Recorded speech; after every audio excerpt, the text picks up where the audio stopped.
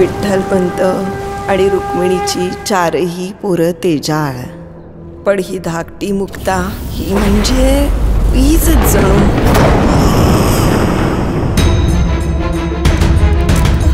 एकदा माणसाने संन्यास स्वीकारला की तो मेला. आपल्या मुलांसाठी आपल्याला देहांत प्रायश्चित्त घ्यावंच लागणार आहे.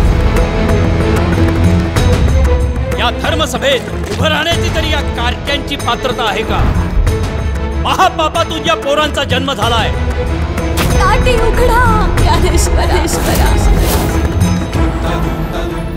सनातन धर्म म्हणजे पुरसटलेपणा नाही. सनातन याचा अर्थच आहे नित्य नूतन जीवनशैली.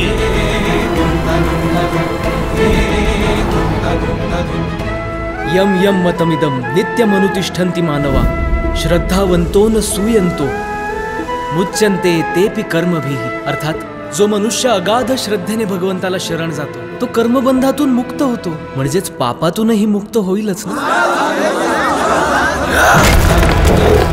अगं पण हे चांगदेव आहेत कोण? महायोगी, परमयोगी.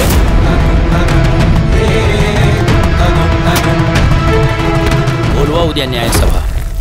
जसं त्यांच्या आई बापांना घालवलं ना तसं या अभद्र कार्ट्यांनाही घालवूया.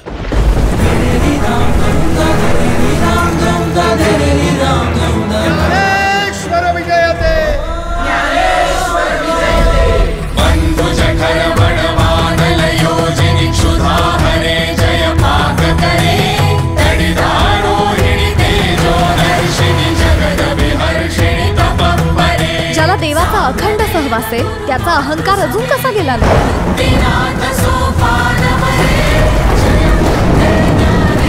काय केलं पाहिजे म्हणजे सन्मार्ग कधी सापडेल? म्हणे मुक्ताबाई पुरे ते दर्शन, गुरुविण संतपण आहे कोठे.